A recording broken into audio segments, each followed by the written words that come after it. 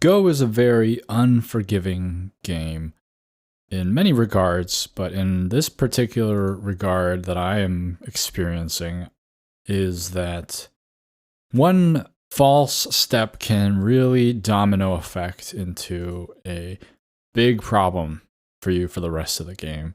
And it's really unforgiving in that way where it's almost like you would never expect something to go so wrong at every single move, but all of a sudden it does.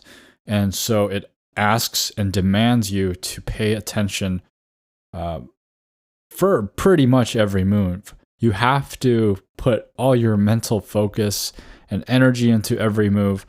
And that's hard. That's really hard, especially in a different formats of the game, like online correspondence, where sometimes you just kind of log in, click your move without thinking too hard about it, and then all of a sudden you're several moves down and you realize that that move was a huge mistake. But lessons are to be learned in these experiences, and I hope I can put more focus in my game, but it's hard. I say that, and then I'll play another game, and this will happen again. Maybe it's time to switch things up, and I should go back to playing some live games, because those are good for treating some of that kind of slow, bad decision making and converts it into fast, bad decision making. But anyway, you're listening to Starpoint, the show about Go for Go fans away from the board. Now, I was watching, I've been watching in and out the Olympics, mostly the hockey, to spot my favorite NHL stars in there, and just because I like hockey. But I just kind of peruse the other ones sometimes. But there has been an incident that has surfaced recently in the news about some controversy regarding the sport of curling, where a Canadian player apparently touched the rock after the hog line. A little preliminary description of what curling is. If you don't know what curling is, if you've ever seen people sliding on ice with these, like, they look almost like, what do they look like? They're just these big hunky pieces of granite with handles on them. And they slide them to a target and they knock them around kind of like they're playing shuffleboard on ice, if you know what shuffleboard is. But that's curling, and it's a fairly Canadian sport, I would say.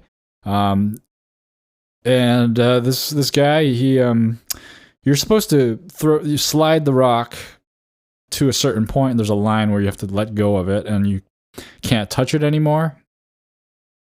But this guy, apparently, he kind of poked at it with his finger, even though it was crossing the line already. So that was a big controversy, because I don't know if he was actually called on it, but his opponent was not happy with that, saying that there was no clear definition of the rule there. And the thing that really blew this up was the Canadian players' temper in being accused of cheating, which has been kind of memed about since, with pictures clearly showing him touching the rock with a finger after it has crossed the line. But it was a huge thing, and it all reminded me of Lidgate, right? The whole thing back then with lid controversy in Go. Very, very similar stuff. This happens everywhere, right? It's not just one sport or another. At the highest levels, this stuff happens, right? These rules matter, and you give people an inch, they take a mile. So it's important to enforce these rules, and it's I would say appropriate for players to point out problems when they see them. Even though, yeah, if you were to talk about curling as we do with Go and talking about the true spirit of and nature of the game, I don't think that little finger. I don't know about curling. I don't know too much about curling, but from what I know and from what I've heard, that finger pushing the rock just a tiny bit, that's not really going to change the whole game all that much. And so, if you're playing a casual game you're going to be like, whatever, let that go. We're not Olympians here, right?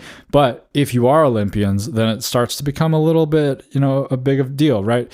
With sports and games at that high level, you get an advantage with sleep, you get an advantage with diet and resources and timing. That's all that stuff matters. And I mentioned that in the book, The Master of Go, the master often sets the rules and the timing when they'll play. And I think the book is kind of showing a lot of how they were transitioning out of that culture and how it was difficult for the master to deal with. And this stuff is just, it's just kind of prevalent everywhere in terms of the high level sports. But on that note, I wanted to talk today about Go being part of the Olympics. Well, as Go enthusiasts, when I say Go fans away from the board, I really mean Go enthusiasts, people who like Go and talking about and thinking about Go. I'm sure all of us would love to see Go at the Olympics, right? We want more exposure to Go. Some of us maybe like the privacy and niche aspect of the Go community, but I think most of us would like Go to be more popular and more known. I think the thing about being more known is a thing, because when we tell people we play Go and have to explain what that is, that's not, you'd rather have another reaction like, I do archery, right? Archery is a pretty niche sport, right? Not everybody has experienced archery, but you mention it and people will immediately recognize what that is.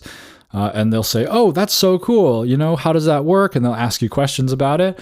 Whereas if you're a Go player and you tell them, oh, I play Go. Well, first of all, they're not going to know what that means. And you're going to have to say, oh, it's a board game, blah, blah, blah. And they'll be like, I think I might have seen that somewhere. And then the conversation just kind of stops there. I'm sure some of you have experienced that. So all in all, we would love to see Go at the Olympics, right? But why isn't it at the Olympics?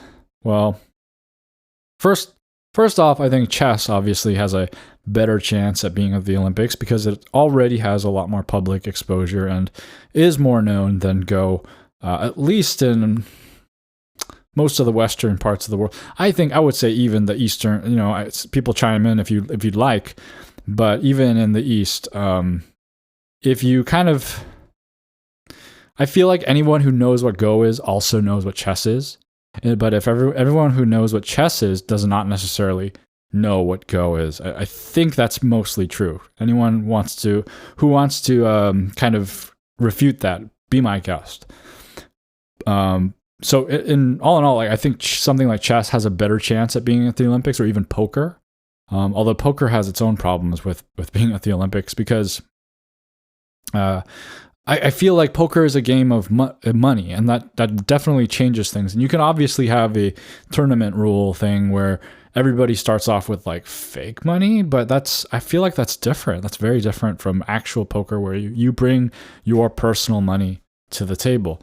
Again, I'm not a poker guy either, so people who like poker, please chime in as well. But most of all, the reason why Go, or even any of the other stuff like chess and poker, are not at the Olympics, I think, is that the Olympics have historically just been about physical activity and physical competition, right? It's about, whether it's about physical strength or precision or even artistry and creativity, it's always been physical. We haven't had this mental brain activity kind of event ever really show up. In my short research, have not encountered anything like that. And, it's a lot of contests too. Perhaps even mostly contests, not even, or like competitions or contests rather than games. So if you look at something like long jump, high jump, right? Or even just the 100-yard dash, who can run the fastest? Javelin throw, discus, who can throw these things the farthest? Who can swim the fastest? All these things, these are contests. They're not really games. It's funny because we call them the Olympic Games, But there's a distinction there, right? As I kind of discussed in last week's episode, a game requires some interactivity and effect on each other's play. Otherwise, it is a contest. You can kind of find certain board games that are less games than others, where some games really involve other people, and there's trading, there's betrayals, there's attacking and defending, and there's other games where you're just kind of doing your own thing. Some of the Euro games are like this, where you just kind of try to build your own wealth, and you just try to get there the fastest out of everybody else. There's not a whole lot of interactivity. Those are kind of inching towards contest territory. But in the Olympics, a lot of the stuff are just contests. There are games, of course, for sure, right? In the current Winter Olympics, there's hockey, as I mentioned, and curling. I would say speed skating is slightly more a game than a contest if you compare it to something like the 100-yard dash in the summer, right? Those are, because I think there's a little more strategy in terms of like I don't know anything about any of this stuff, but from what I have perceived. And among these games, like hockey, right, for example, it's not just about who's the fastest, who's the best at shooting very precisely. It's about all these things. And that's kind of what I talked about last week too, where a good game fuses all these different aspects of competition into one harmonious goal, which is getting the puck in the net, right? People can skate fast, but you have to know where to skate. You can shoot hard, but you need to know when to shoot hard. That requires a lot of brain activity, and it's arguably very mental. And actually, even curling is even more mental, I think, than hockey, because it really requires not a whole lot from you physically, from what I see, right? Big asterisk on everything I say today, because I'm kind of out of my depth with a lot of these things. But curling, you just watch it, right? They're just kind of sliding motionless and letting go, right? Obviously that it requires a lot of precision, and you need a lot of training to be able to do things accurately and know how hard to push the granite and get it into the right position, and know intuitively how much that granite is going to bounce off of your opponent's rocks. But it seems to me that curling is highly strategic and mental game. Knowing where to place your stone, kind of like Go, right? Knowing where to place your stone, where the next stone is going to be placed, and how it's going to affect everything. It seems very Go-like. But it is still a very physical game. You cannot play curling online. You cannot play curling virtually unless you're doing like a simulator, like a sports simulator with a physics engine and everything. Go, on the other hand, you can actually play without any equipment if you are good enough. You can just use your mind to play. So overall, unless we break this mental physical barrier in the Olympics, I would say fat chance of Go being in the Olympics in our lifetime. Isn't it funny how fat chance and slim chance mean the same thing? Anyway, but in 2008, we did have a World Mind Sports Games. It didn't last very long. It lasted a few times. I don't know when the last time the World's Mind Sports Games were held. I think it was like over 10 years ago, but it just kind of, I don't know what happened. I think it fizzled out, but it was the whole point of it was to create a mental kind of focused competition, including the biggest mental games.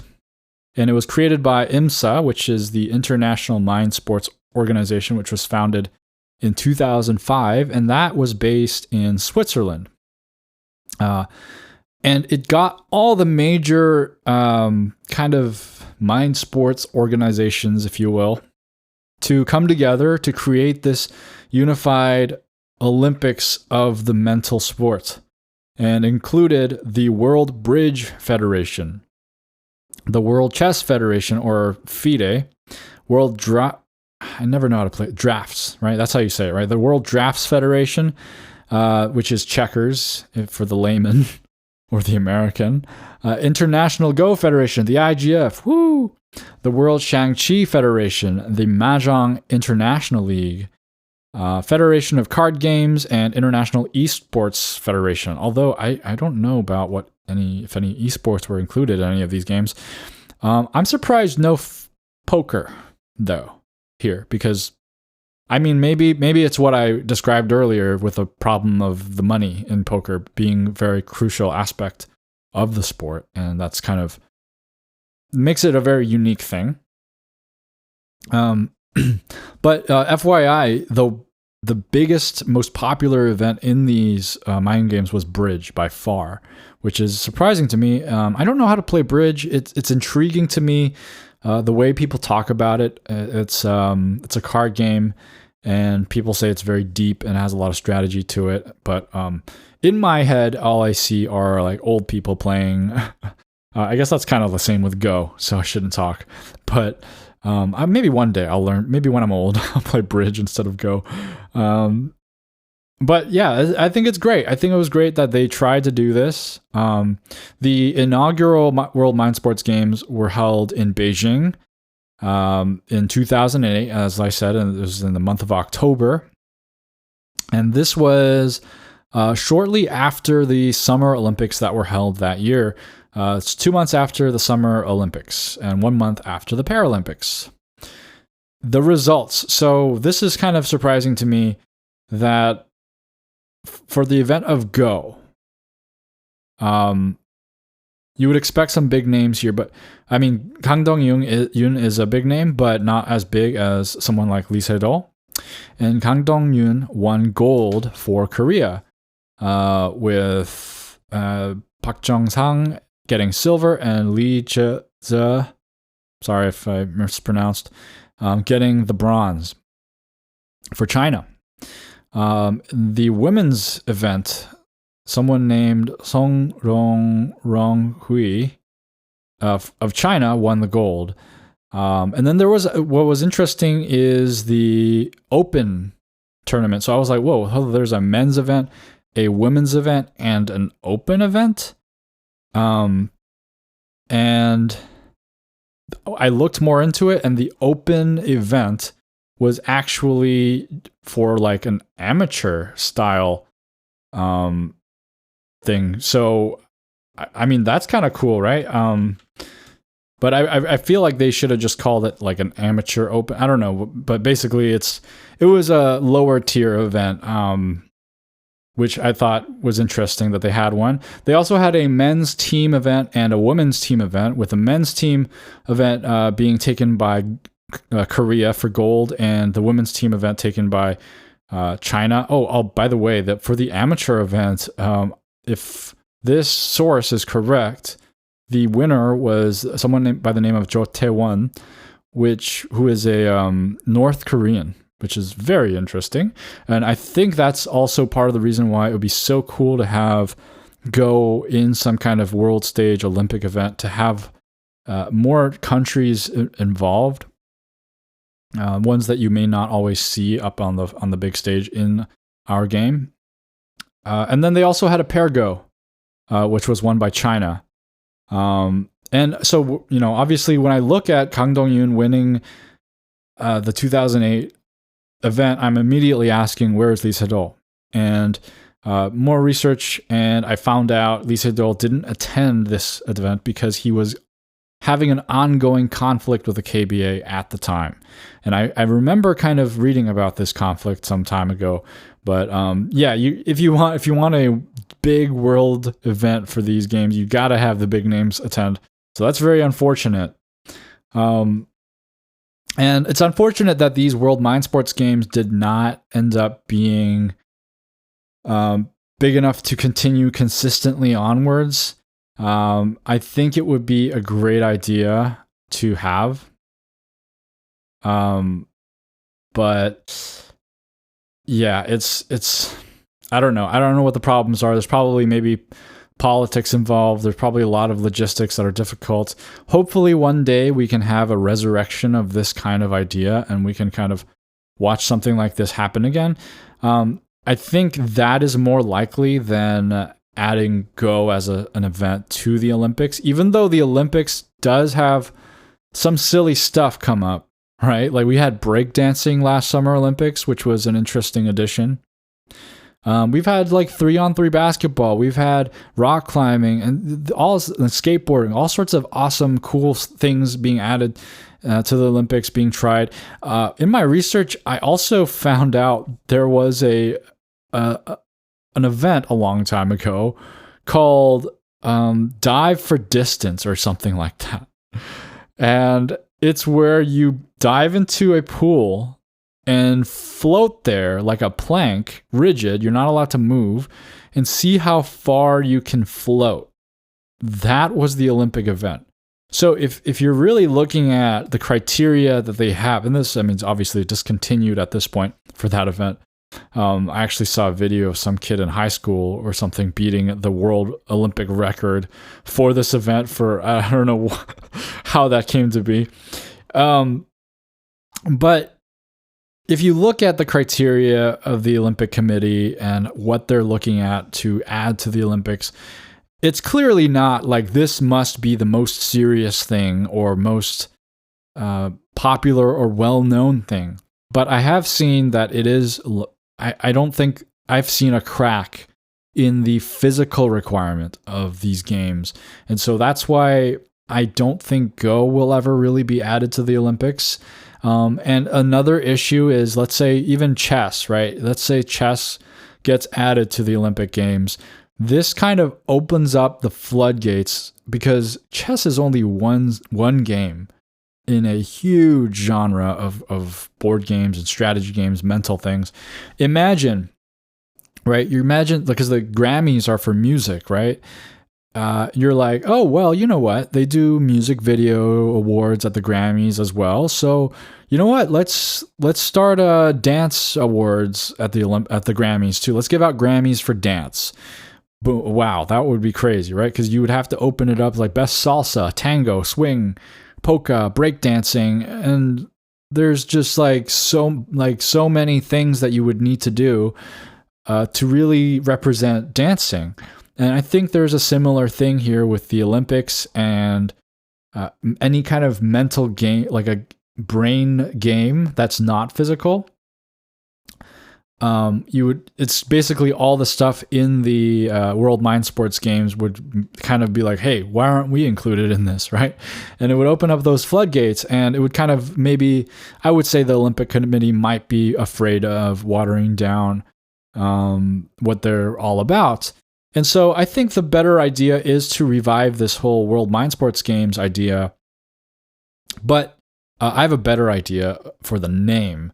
And I don't know why I haven't seen this anywhere, but Mentalympics, hello, right? Mentalympics is the perfect name.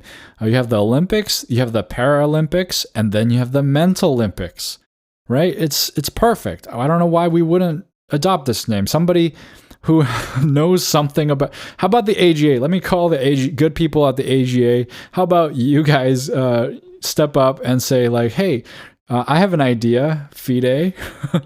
I know we're kind of small potatoes here in the Go world, and we don't have that kind of movement, but I'm myself am just a podcaster and a simple Go player. So these are my wishes and dreams, and I'm putting them out there into the world for y'all to hear and wiggle around in your brain. But the Mentalympics, and this is why it's so exciting, because it's not just about World Mind Sports Games, it's about the Mentalympics. What would a parallel Mentalympics look like alongside an Olympics? The Olympics isn't just about games, it's all about different physical contests, like long jump, right? Who can jump the furthest? It's such a simple contest. So the Mentalympics would naturally have similar competitions. Who can memorize, right? We love watching these things online on YouTube. We see people recite pi. We see people do spelling bees, right? Spelling is also a very Mentalympic type of thing. We could even have trivia. We can have like a Jeopardy style game. We have people doing mental math, people kind of doing calculations on the spot. These are Olympian level things that people do, but they're just doing it in their little niche areas all around without a single kind of event to really put them on the global stage. So I think that would be cool. There's a thing I call the Chimp Challenge, which I think is also what well, anyway, it's based on this thing where chimpanzees can really do this well. They get shown a screen with numbers all around the screen, right? And then it's for a split second, like less than half a second, I think. They show the numbers real quick, and then as soon as the numbers are shown, they disappear and they're replaced with squares or like blocks that are not distinct from each other. They're all the same. And the chimpanzee's job is to tap the square blocks in the order of the numbers, and they can do it like it's so easy. They see the numbers for like a split second, and they go 1, 2, 3, 4, 5, 6, 7, 8, 9, and then they just kind of know where everything is. They have this incredible photographic memory, and just for that peanut or whatever they're getting. I think that's fantastic, but humans can do it too. It's just that we need a little more time to do that. I think it would be a good challenge. There are so many things. Something that there's this website called the humanbenchmark.com, I think, and it has a bunch of this stuff. It has the Chimp Challenge. There's this one game that I'm particularly, I think, okay at, which is the one where it shows you a word, and then it shows you another word, and then it shows you another word, and it keeps on doing that, and you have to spot the words that you have seen already, and it gets increasingly difficult as they show you more words. I will link the human benchmark thing in the description, and feel free to share your results. I'm curious to know if there's maybe like a thing that Go players are better at. But it has all this other stuff as well. But anyway, I think that there are so many things that we can do with the Mentalympics. And the point is that with all these other events, and then of course the big hitters like chess, Go, bridge, if you will, if we have those other events, it draws all this attention to Go as well, and Go can grow even more as a game, and it would be just this whole world domination plan for Go, where everything is serving Go, but not really. It's really just about a celebration of our brains, right? Because we don't do that. In the Olympics, we just kind of celebrate the bodies and the physical prowess, and obviously it takes a lot of determination, but so do mental games. They also require a lot of determination and training. And I think that should be celebrated as well. So I would love to see the Mentalympics with Go being treated as what it should be, a global and international scale game. And I think that's the thing that we are feeling when we say we would like to see Go in the Olympics, is that in our hearts, we see this game is not just a game for just us, but for everybody, and that it is a global game. It is an international game. This is a human game that should be played by the members of Earth. I feel like something like curling is one of those games.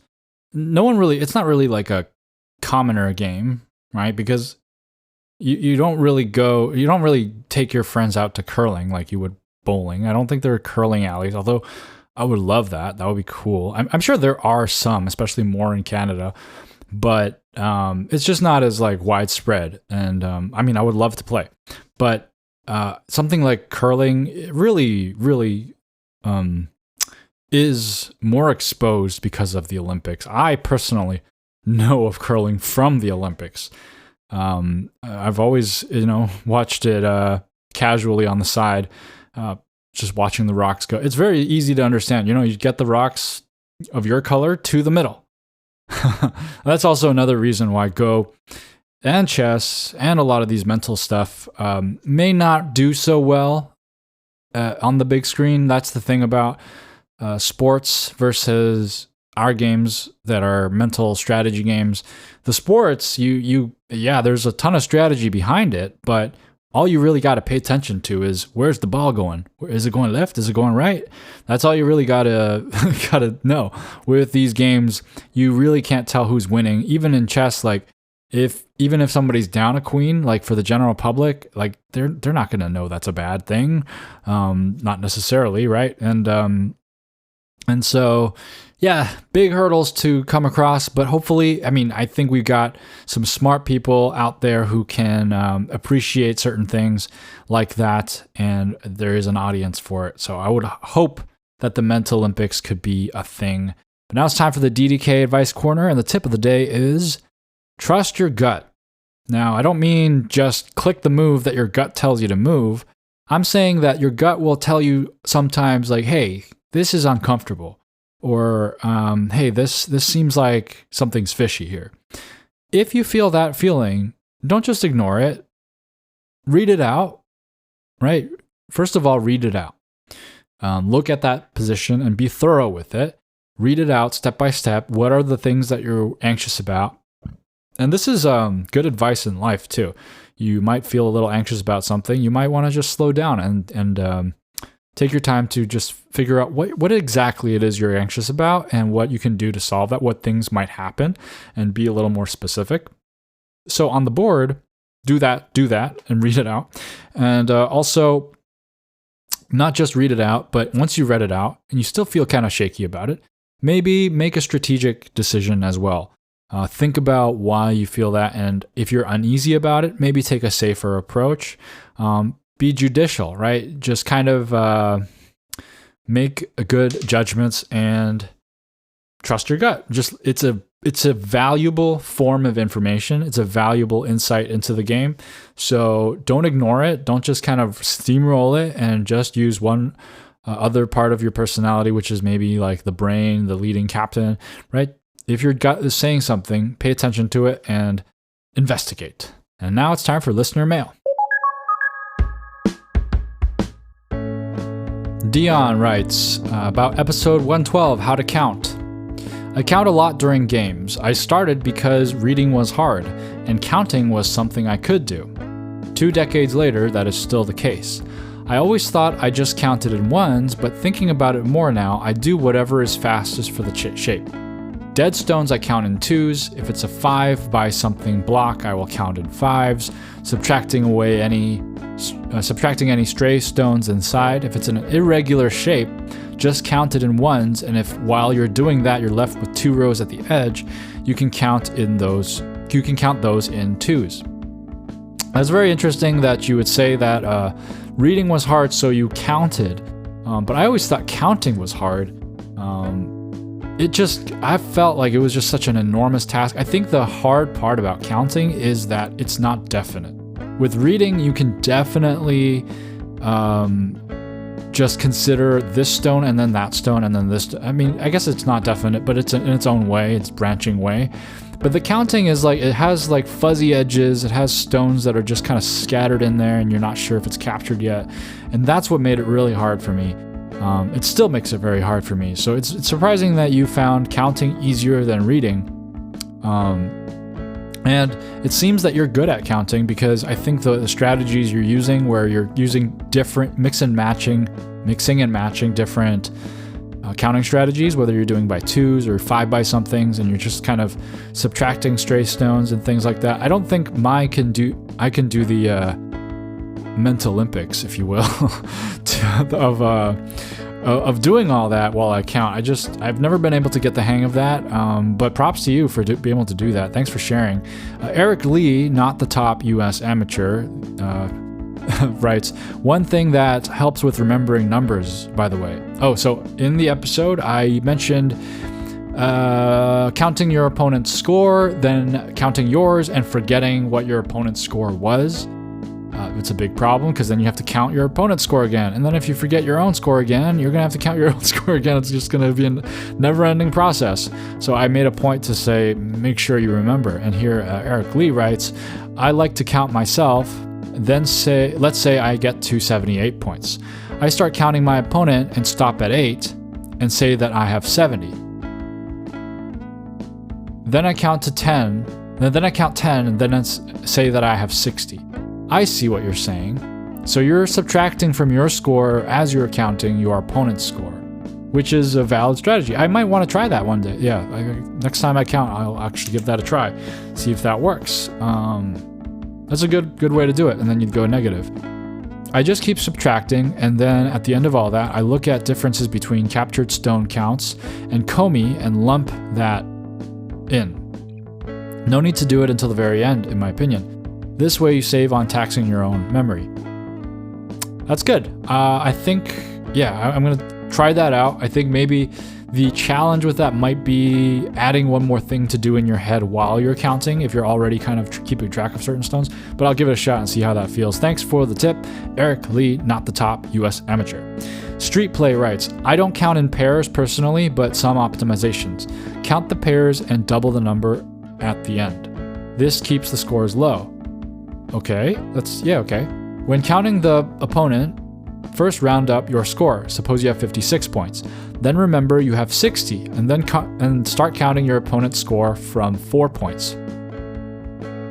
Wait, hold on. I lost you there. Suppose you have 56 points, then remember you have 60, and start counting your opponent's score from 4 points. It makes it easier to remember. Personally, I count in blocks of 5 and 10, usually though. Yeah, you're another 5 and 10 block counter here. I struggle with that. I feel like there are too many irregular shapes, and I can't seem to. Maybe I should give it a try because I haven't really given it a chance. So I'll give the 5s or the 10s a chance as well. I want to go back and see what I'm missing here. When I'm counting the first round up your score, which I said, then you remember you have 60. Oh, I see what you're saying. I see. Okay. If you guys are slow like me, what Street Play is saying here is, since you rounded up to 60, it's an easier number to remember, 60, right? Just saying 60. And then you can give your opponent 4 points when you start counting them. So that's, all right, I think that's the gist of it. All right, anyway, thanks for these tips, guys. Thanks for writing in Street Play. And then finally, we have Sadaharu writing, I only heard about the count by 2 method much later, and I find it easier to use the count by 5 or count by 10 method. Those familiar with the Chinese method of counting territory will be very familiar with the count by 10 method, as we have to place all the dame stones in tens after counting the territory. 2 5s give a 10, and if there's a group of dead stones with 5, then it automatically makes a 10. If you know all the possible shapes of 5, it makes it easy to identify too. Bulky 5, farmer's hat plus 1, Tetris shape with the 4 on the long side, etc. The farmer's hat plus 1 shape is the one I call the thumbs up, I think. And the Tetris shape with 4 on the long side. Tetris shape with 4 on the long side. Oh, wait, what is that shape? What is the Tetris shape with 4 on the long side? I'm imagining the L group, which is a Tetris. L block, sorry, L group is a Go term, which is something else. L block, but that's only 3 on the long side. Anyway, another secret trick is to count using Chinese, because Chinese words have fewer syllables. It's all 1 syllable until 10, and 3 syllables only start at 21. If you are all counting in tens, it's almost 2 syllables all the way. So if you want to count faster, learn how to say numbers in Chinese. I would consider doing that, but that actually, I could do it in Korean, but the Chinese way in Korean. because the Korean way is 하나 둘 셋 넷 다섯. So there's there's 2 syllable numbers in there, but the Chinese way in Korean, which I don't ask me why there's a Chinese way in Korean and when to use which counting method. I don't know. But that one is 1 syllable. So 1, 2, 3, 4, 5, 6, 7, 8, 9, 10, 11, 12. It may not flow off the tongue for me as easily as in English because I'm just not as used to it. But that's another thing I might try. Interesting.